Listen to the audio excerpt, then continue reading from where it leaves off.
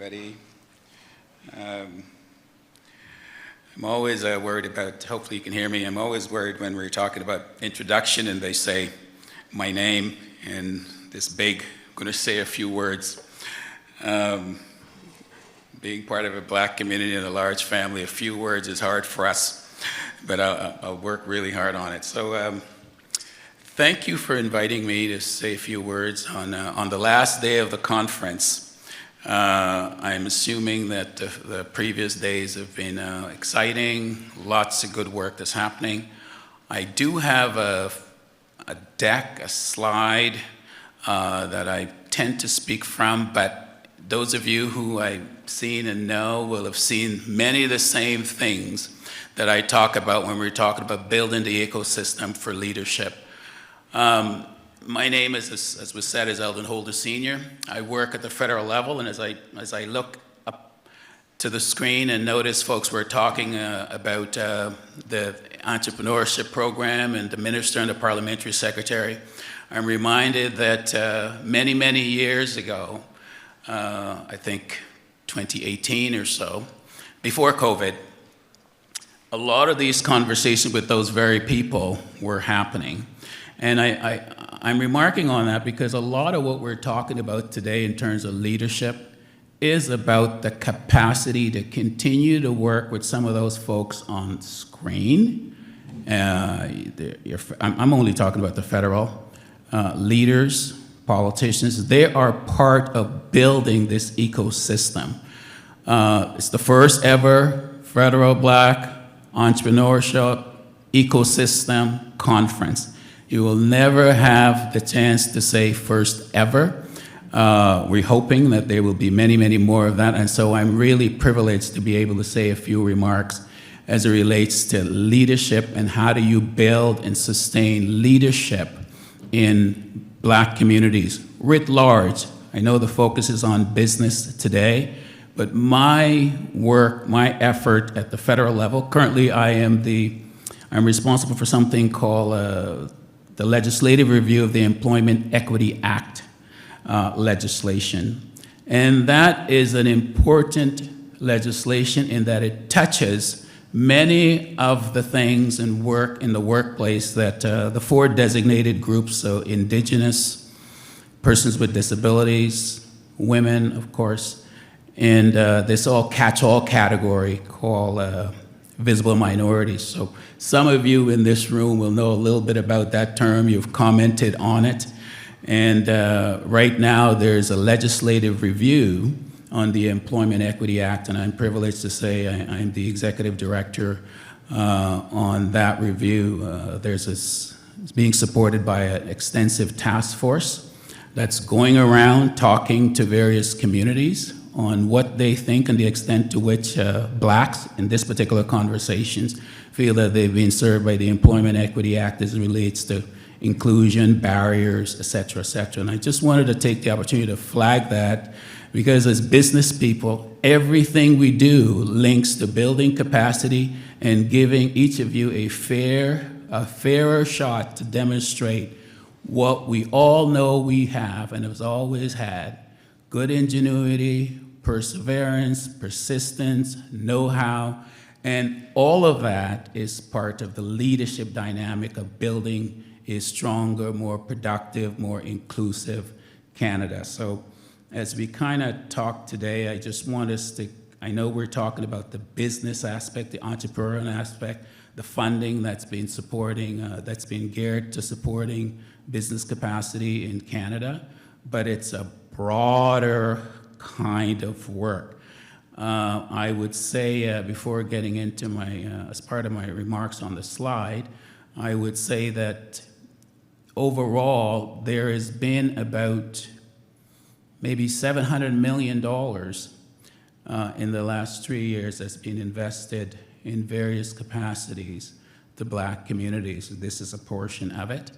There is also something called the Supporting Black Canadian Community Initiative. Some of you, if you work in community organizations, will know that was, I think it's up to $100 million that was sort of moved out to support capacity building in Black community organizations.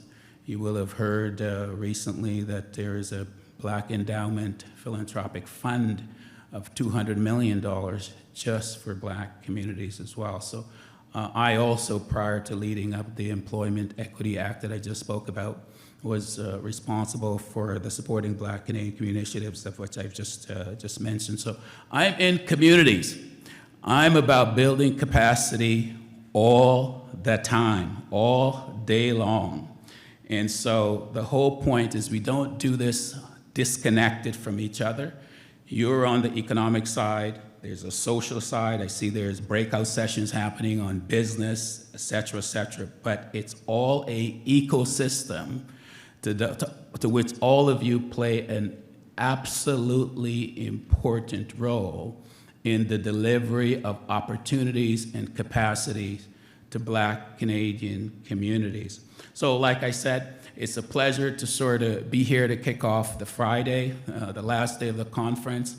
I noticed we talked about the acknowledgement of Indigenous peoples and persons. Totally, I'm from Ottawa, so I want to acknowledge that we are on the unceded ground of the Algonquin and Anishinaabe peoples of unceded territories, just in terms of representing that. And I make that point, which is straying a bit from my slides, but that's what you get when you invite Holder Sr. up on these things, because for me it's bigger than that. And because I say that because we're also celebrating Juneteenth in a little bit. And many of you will know that, and what I'm trying to say with that, it's also important to understand the Black settlers' experience in Canada. So in my slide, if we were talking about slide 2, you will see, and you will have this resource. I will say when I do these sorts of conversations, I don't do too many of them, I probably only talk about 5 slides. The first 4 or 5, and then maybe the last 4, but the whole resource is all for you to kind of go and take a look at. So this slide, those of you who've been in a bit of the community space for a bit, certainly who know me when I don't have a shirt and tie on, know that it's all about the legacy space. And we, as part of the UN Decade for People of African Descent and the continuing renewal of efforts to serve Black communities, must also find our own voice in acknowledging the kind of legacies that we are now being able to sort of demonstrate in kind of public places. And I will say, as it relates to the Indigenous peoples who we work with, as I said, the task force that I am supporting, I've been speaking to Indigenous communities. And I will tell you, if you follow this from the beginning, so it's all about leadership. The United Nations Decade for Indigenous Peoples, which was adopted in 2010, just by way of comparison, because now we have the UN Decade for Persons of African Descent. But it's the same idea about how do you build up your ecosystem. So if you remember before 2010, 2007, once in a while you will probably hear about the acknowledgements of these unceded lands. Today you can't have a meeting without starting it, and that's a good thing, y'all. All right? But before that, now, I'm in meetings all the time. I don't want to get into it in terms of these various groups. I'm proud to say, that the UN Decade for People of African Descent that was adopted by this federal government in 2016 is a similar vehicle for us to build out your own ecosystem. And that's why that slide is on there. That's why I talk, and again, as I said, without the shirt and tie on, about the people, the African legacy statement, and I'm going to read just a little bit of that, just to give you a sense of what is it we do. It's the same thing. Part of it is education, part of it is an awareness, and an ecosystem. Business have to connect to communities. I'm a father of 4 amazing kids. And I tell you, that is the most important thing to be able to start with: a business, a job, a shelter, all of those other things, your faith, whichever moves you. but you need to be grounded so that this doesn't end when the funding stops. So what we say in the Diaspora Legacy Statement is speaking truth to the Black settlers' experience. Our significance, presence, and contribution on this land, Canada, predates the country itself of Canada by over 150 years, y'all. Okay. Indeed, up until 1961, over half of all the Black people in Canada were settlers to Canada. They weren't coming from anywhere. We need to learn of that. Indigenous settlers to Canada include your ancestors, your waves of people coming here. I'm happy to talk about the 95 million or the 700 million, and depending on who political person you're talking about, you might hear it's already, we've given almost 1 billion to Black Canadians just in 3 years. That's settlers' monies. This is just our turn. Our sweat, skills, experience, and contributions taken and used without consent and for free built and shaped early Canada. We need not start 2022 on this stuff. We need to see this as a series of efforts. For example, folks like Oliver Dijon, Matthew DaCosta, Viola Desmond, Josiah Henson, Elijah McCoy, whole bunch of stuff. M1, someone mentioned M1 this morning. We gotta know that we're building on something. Ryan Knight's first ever Federal Black Employee Conference. Important ecosystem building. It matters now, but imagine 25 years from now, 50 years from now. We need to capture our efforts. It is just your turn to kickstart the ecosystem on business. And so I hope I can indulge you in just that reflection, because every time we do a knowledge acknowledgement, land acknowledgement, we must also be able to say to our politicians and to our community leaders that our sweat was also used to build this country, Canada. And there's a lot more history about that. So I just want to sort of say that. Thank you. So next slide, as I said, I've got a wonky go all over the place. So why it matters, if I could get somebody to just turn to that. So why it matters is really just about the Canadian dynamic, because if you're building business, you got to know your economy. I have a business background by education training, so it's dated. Don't ask me anything. Folks do business online, and I don't have anything to say about that. This is they wouldn't even accept it if I pulled out my paperwork. But knowing your targets, knowing your business, Canada's Black population is growing in number and diversity. And so from a business ecosystem capacity point of view, you need to be aware of that. Since 1996, for example, Canada's population has doubled to over 1.2, and I'm only talking about those who wanted to be counted. If you live in Toronto, you know there's way more than that. But in terms of a number of business opportunities, you need to be able to understand half of that 1.2 million are women. The majority by 2036 of the diversity communities, young people, will be young people. This is all stuff that we're working with Stats Canada on that. Why data matters, the next slide. Why data matters is because when you talk to those people on the screen, they want to know, right? From a business point of view, they want to know who can you impact? Why should they listen to you? So in your 2% of your time, please take a look at these resources. It has on there the recent Stats Canada COVID statistics as it relates to business and business impact. That's already done for you. So when you're able to make those conversations and to talk to the folks you need to talk to, whether it's RBC, the bank, whomever, please be sure to leverage these in your building your leadership capacity. Your leaders, once you open a business, our economy, there is the 12 determinants of health that Health Canada used to describe a healthy population. So there's 12 things. You know, a home, a job, a shelter, education, parents, all of those things are predictors of what we kind of say is markers for healthy Canadian families. That link is on there. I won't go into there, but it's also important.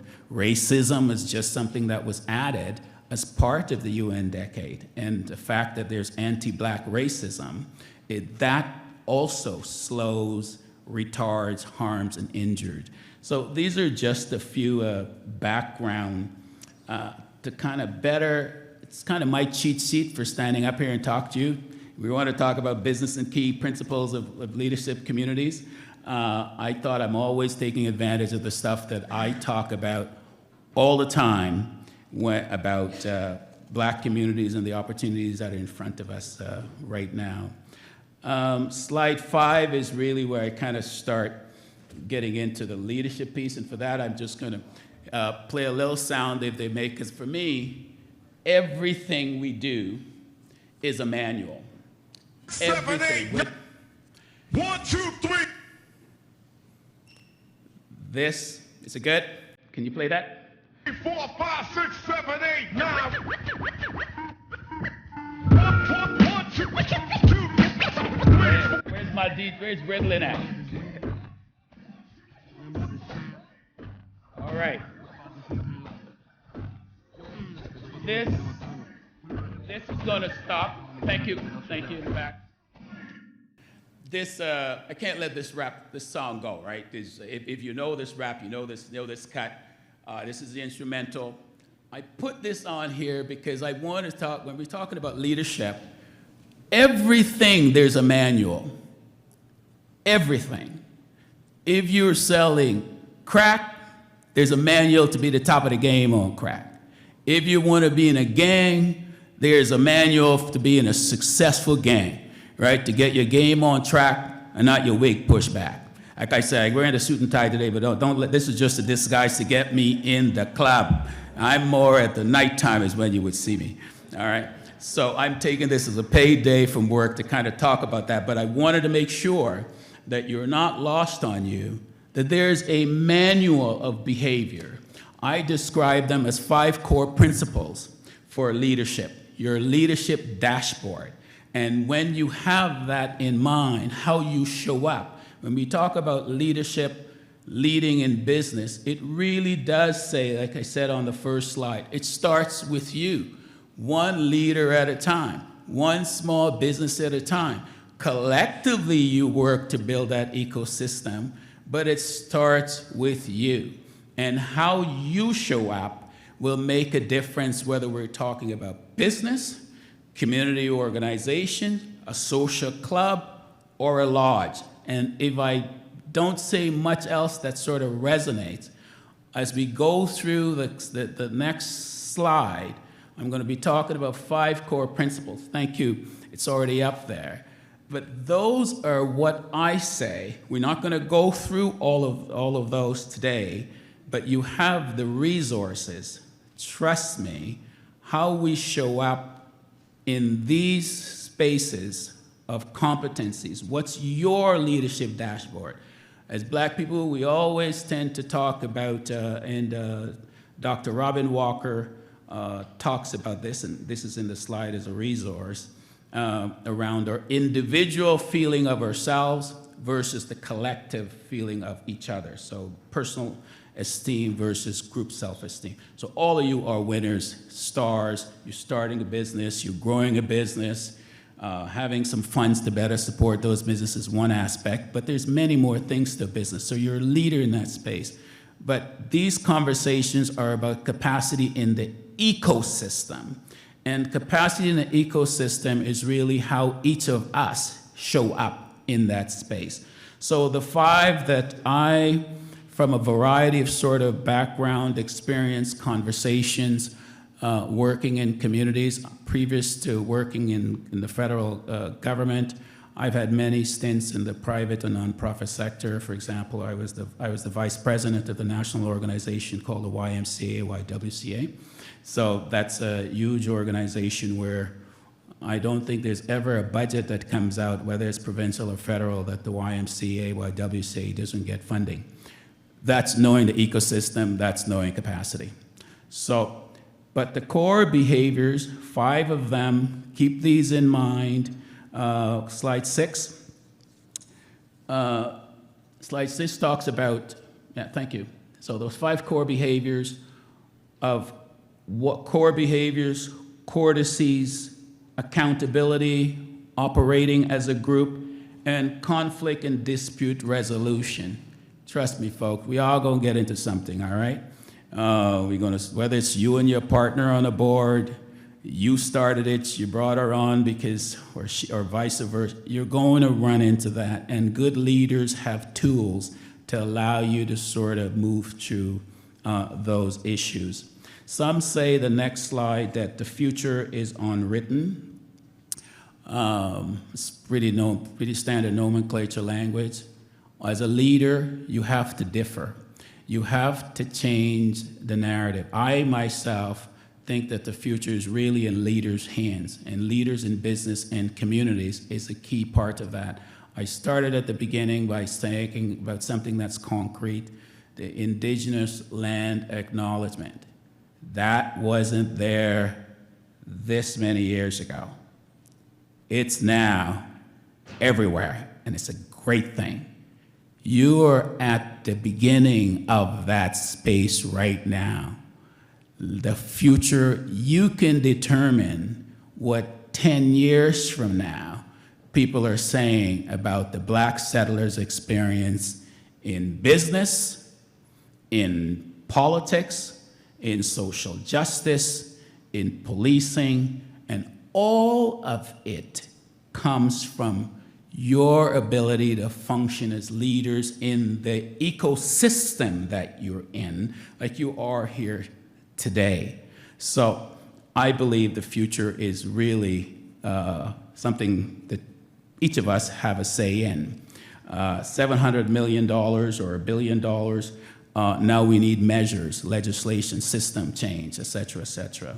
There is always, next slide, there is always a way, and that's why the future is not, unwritten. A history taught us that. We're here because of that. All of the efforts you're doing today, the funding to allow you to sort of do this, the startups of all the various sort of Black community networks, chambers of commerce, there's a satellite of activity out there. The challenge we have to do, remember, is that we always will find a way. Sometimes this slide says our challenge is we're not always on the bench listening. Probably all of us are standing up with a piece of chalk at the board trying to figure out, how we get there. And so long as we kind of able to work around in that space of humility and openness and sharing, which is part of that core behavior I talked about, we'll be fine. So I should have said that, because I'm going to stop after this slide, to be able to say that, folks, if there's questions, please share them, raise your hand, et cetera, because there's a lot of these conversations about how do we kind of interact, challenge me. Maybe there's another principle of leadership that we think we should be, that we aspire to. This slide really just covers off the first one, the core behaviors. For me, please, the next slide, core principles, core behaviors. This slide just talks about 5 things for me, core behaviors. Caring, respectful, integrity, inclusive, knowledge of our African diaspora history and progress. So what does that look like when we show up?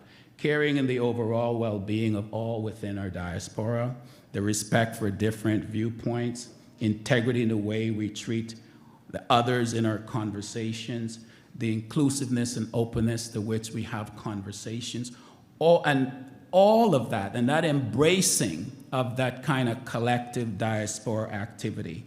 We need to understand that our personal kinds of success is largely based on the collective contributions and efforts of other people who fought the good fight.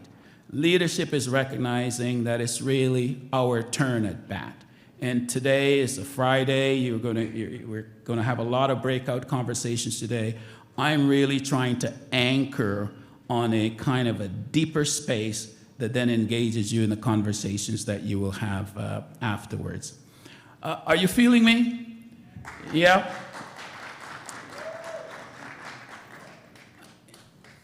Folks, this is what I do, all right? So for me, it's all about that idea. So the leadership space, building leadership that sustain itself, so it's build and sustain, right, is the key piece. So what I want to say to you right now, and not to put anybody on the spot, do you have any thoughts from an ecosystem point of view?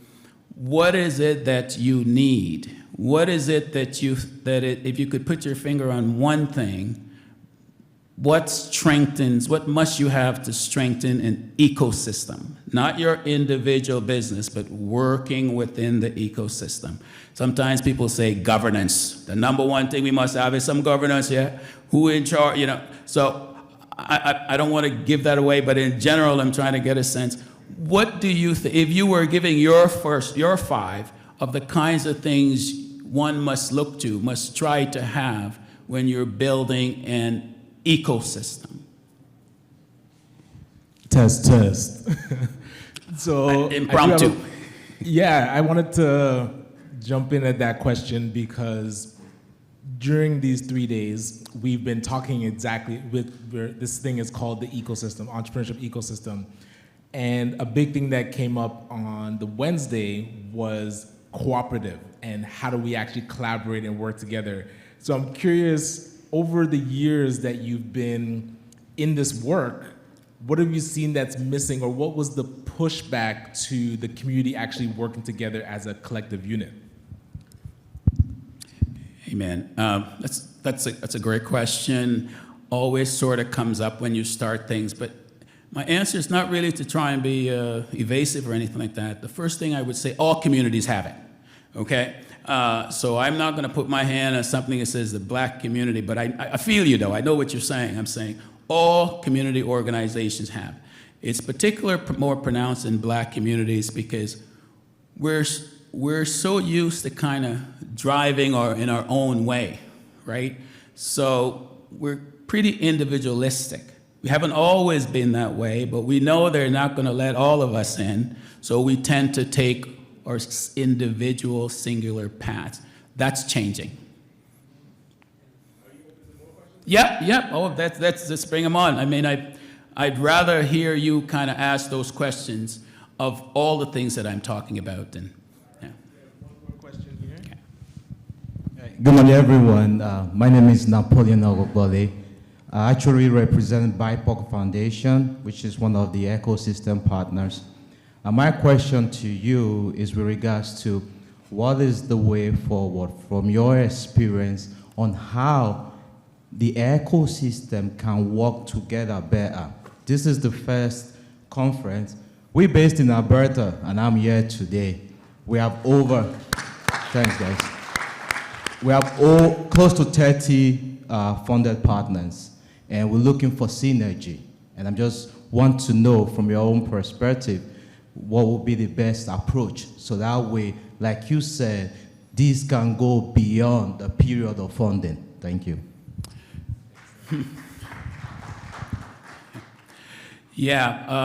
Again, thank you for the question. I'm always going to ground these things in half full optimism, et cetera, et cetera. So I'm going to answer your question, but I'm going to come at it this way, because this is your first ever. And I answer this, I live in Ottawa, and we don't quite have light rail. You guys got trains and all that sort of stuff. We still try to put it together. And so what I say to people on that, the train don't have to start full, right? The train, probably in Toronto, your train starts full from Kennedy, you know what I'm saying? But back in Ottawa, in Orleans, 5 people on it, but it doesn't say, oh, well, there's only 5 people on the train, we can't really go, because it's going to be packed by the time it gets to Canada, let's say. So in answering your question, brother, I know it's an important one. How do we build, strengthen, deepen the ecosystem? But I also want to kind of press the start, look, you're from Alberta, okay? The ecosystem starts with who you have. The key thing is to start, build in the kinds of principles of how you show up as an individual business in the ecosystem. And all of this is in the resources. So I'm just not going through all those 5 cores have things that you need to kind of self-check, okay, your dashboard, right? To kind of build on what is it that you want fundamentally in the ecosystem. Money is always going to be there. Trust me, and I should say, the more strength you have, even if you're 10, you're way more than 10 in the ecosystem, right? So it's the other measures that you have to kind of put in place to help strengthen your governance, your capacity, the trust, the commitment, your why. Why does it matter? Like, why do you need an ecosystem? Because trust me, other communities are making that case louder, louder. One of the things about black communities, black individuals, black communities everywhere, we start stuff, George Floyd, stuff. But then all the other communities jump on top of that, and probably because they have much more connectedness, much more synergies, they're able to get the ear of some of those people that said hello and welcome this morning. So for me, the key is make sure the small that you have, you know, one cocoa fill a whole basket, right? So it's all them kind of things, just to sort of play that. I'm not really a suit and tie guy. This is the awkward part of my day. But the point is, so hopefully that gets you. Start with the appreciation of building the foundational core. Make sure your governance is right, your capacity is right, your why is right. Folks will find you. Blacks, generally speaking, by virtue of just necessity, are in the work, right? I start a program for homework club because kids don't have any place to go, let's say. That's my passion. Or, you know, teens run away from home or something in my neighborhood. But the big part of building capacity is understanding the marketing of what you do. Taking time. When you open up a restaurant, it looks new the first day. Investing in that space, tables, every now and then paint, you know, that kind of thing. That's marketing. Sizzle is a key part of building capacity. So I'll stop there.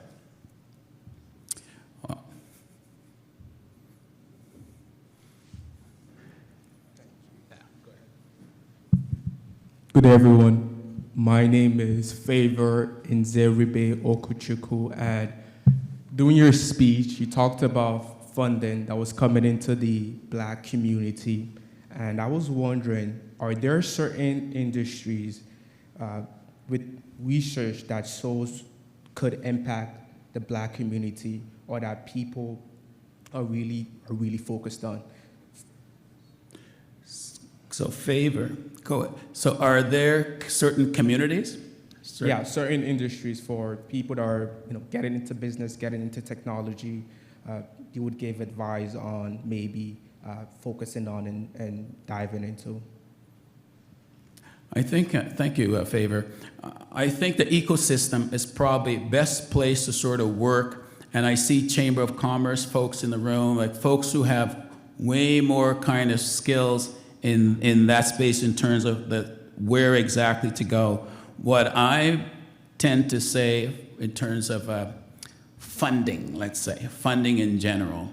So if your funding is strict business, selling stuff, making stuff, IT, or versus if your funding is building capacity on social justice, let's say finding dollars to support youth in crisis that can't afford a lawyer or that kind of thing, right? So there's straight business and then these social types of enterprise. All of those things have doors for funding, right? And it would take a longer conversation in terms of where, and I'd have to see you in the back to say I wouldn't want to get into that right here, but certainly on the business side, the ecosystem that exists, including things like Chamber of Commerce, can certainly tell you. At the federal level, there is something called a targeted procurement plan, right? That are folks, that's a big door for folks who, the government is probably the biggest procurer of services, and those services are from businesses. We're just not at that table, because largely we're probably not aware of that. And two, there's a certain size limit, so you have to understand about partnering, but that's more in Chamber of Commerce folks, that tells you where those fundings can maybe be sought from. Thank you. Hello, everyone. My name is Ian Nwama.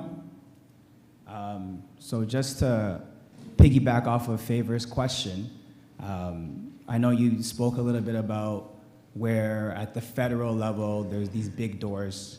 And having the background that I have, I know that like the federal budget will come out and give the economy a roadmap of where the government intends or plans to spend money.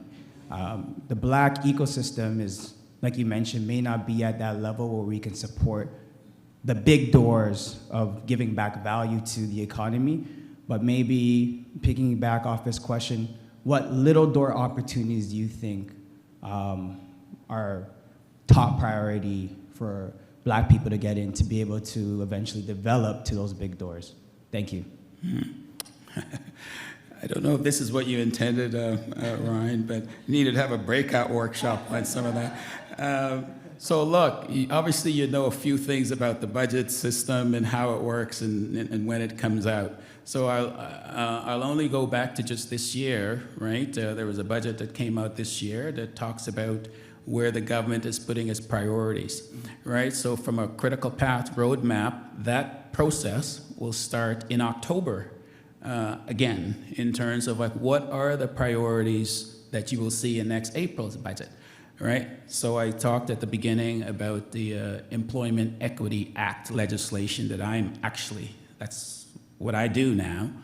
We're working to get that final report from the task force for October so we can spin it into something for April or spring or whatever, right? So knowing Gov knows that piece of the cycle.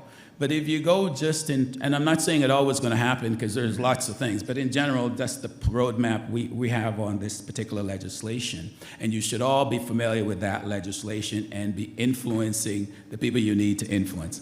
But the budget that just came out in April 2022, right, has in it many, many doors to access for funding. So there was additional dollars for business that came out of that budget. There was another $100 million for supporting Black Canadian communities. I led that, so that was one of my files, one of my team's files. There was a $200 million announced for a Black Entrepreneurship Leadership Fund that came out of my shop. I'm no longer in that role, but I'm in something else. And then there was this little known statement to something called mandate letters. Every minister has a mandate letter of the priorities for government. And there was a statement, I think Minister Hussein is responsible for that line through there, that says everything in government, everything in the budget should have a diversity, equity, inclusion lens to it. Everything in it. Right? So if that's every door pretty much, it's just most of us are not really aware of that. So we can talk again about just the last budget. There's lots of doors: procurement, investment in business, labor dollars for building up entrepreneurship, those sorts of things. But I'm sure these folks know all about that. Thank you. Excellent. Thank you. Okay, good. Awesome. So I'll be real quick. So good morning. Thank you so much for your wonderful and awesome presentation. So my name is Khalil Durivo. I'm a mindset and wellness coach and self-published author of a book called Change Starts in the Mind: How to Create the Mindset You Need for Success. And I started my company, KDE, and I help young people reduce anxiety and stress through mental wellness workshop so they can prevent the feeling of depression. So I work with tons of organizations, schools, youth that are troubled, got incarcerated, many youth across the board, across the city. And one of the things that I notice is that a lot of young people, especially racialized, marginalized youth coming from the BIPOC community, they want to be successful, right? They have great dreams, businesses, ideas, but one of the issue and problem that I notice is that they don't even have the basic needs or the support.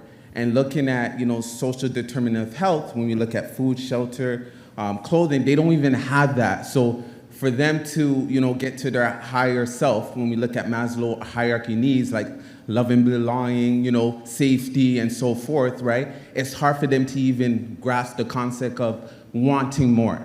So I guess my question is that what are we doing to work with these young people, right? And the reason why I say that is because I think there's not just a skills gap, which is huge, because one of the things that I learned from this conference is that, yes, we have this money and it's amazing, but we don't even have the people that are ready, right? And I believe that young people are 20% of the population, but they're 100% of the future. And I look around and I'm like, yo, where's the young people? Like, they should be in this conversation. They should be in this space because they're dictating what's going to happen in the future. They're the ones who are passing on the torch. They're not just the future, but they're actually the now. So I guess my question is, what can we do to better support them in building their mindset, building their skill set, and getting them the knowledge, the tools, the resources they need in order to create this Black ecosystem? Because I think us as young people are the ones who are going to kind of push this forward and move it to where it needs to be. Big up. Big up. I only have a couple minutes in terms of a response, but I would say totally agree with you. 100% of our future are young people. You mentioned in there about mental health. Mm-hmm. I think in the budget that Ian, I just think, asked about, there was $59 million for just targeted at BIPOC and the Black mental health through PHAC started from 2018. There was monies in there. It was the first $10 million for just on Black. Never mind the BIPOC, so I encourage you to sort of take a look there. But in terms of skills for young people, apart from the mental health piece, and maybe I'll use this as a plug, when you do get the resource, the slides, there's a slide 18 that talks about resources when you get in this game that you got to invest in. And you mentioned something, you could be added on that. This is just, when I say you're in Black communities and you're down where you can flow, dressed like this or in shorts or doing something else, that means you're grounded in a mindset shift, and there's resources in there to accelerate the common understanding around this work. Quite a bit of resources, people you know, so I encourage you when you have some free time to do that. On the youth skill side, again, get to know a department called Employment Social Development Canada. That's at the federal level. Most of you know it. It's where I work. But there is someone responsible for what's called the Skills and Employment branch, and there's a whole big section in there for youth strategy, youth in skilling up.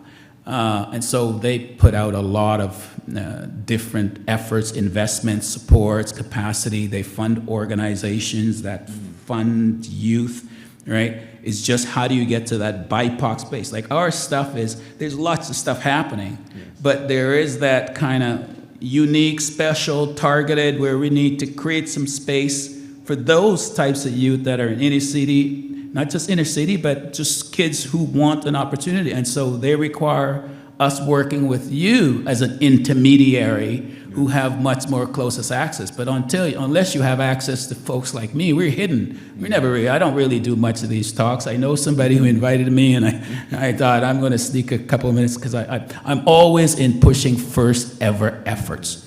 So, and I can talk to you about that. But yes, that there is lots of efforts, investments, measures, dollars, intermediaries who can help kind of work with those communities. Is just having access, and which is why I say you must know how the system works, even though you're just doing business. Yes.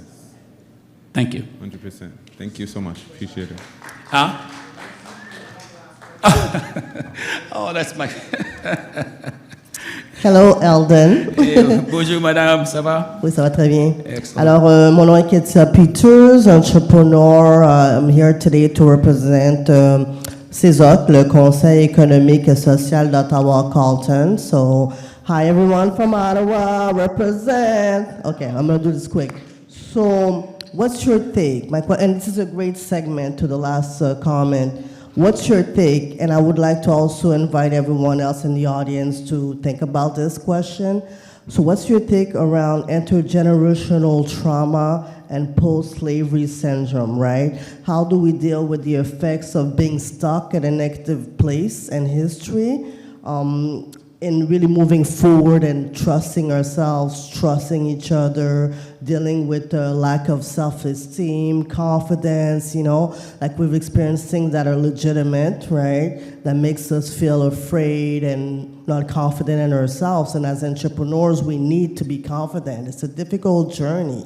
So when you're gonna call your potential clients, at first, it may take a long time before you get your first deal. You can't just give up, right? After you get 2, 3 no's, you have to continue and continue. And that's a experience that even non-Black people deal with, experience. So you have to be consistent, you have to be persistent as well. So we need to, and I see this as we are helping Black entrepreneurs to build their capacity as entrepreneurs, that lack of self-esteem is totally there. So how would you suggest that we move past that, really go get the support that we need to help us, like get some trauma-informed coaches, therapy, psychologists to really help us, get over these issues that we have.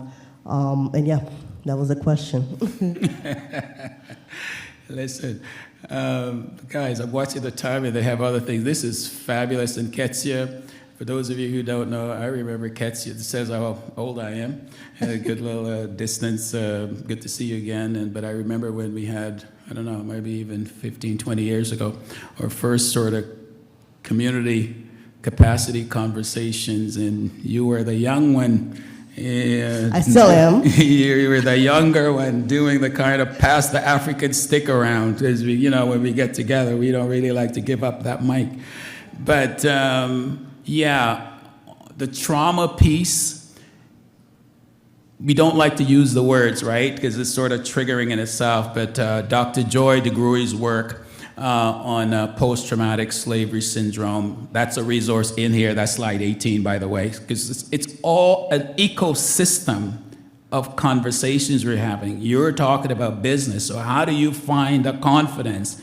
How do you deal with the no's, the maybes, the promises that didn't come through? Most of the time we'll say it's typical business. You don't get every contract, that sort of stuff, right?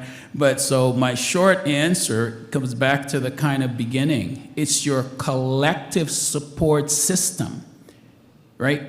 It's what you do, the numbers who passes around here, right, is going to help you overcome those shows. What are you doing over there? Here's a little, most of the trauma space shows up where we keep it to ourselves. We only show the flowers, right? You know what I mean? But not everybody is. If you sell vacuum cleaners back in the 80s, and when I was 18, I was one of those kids knocking on doors. I had to learn. The first time I went out and knocked on doors, the person, I couldn't even get the words out of my mouth. She said, not interested, and I skipped the whole block. You know what I mean? I couldn't go to the door next, you know what I'm saying?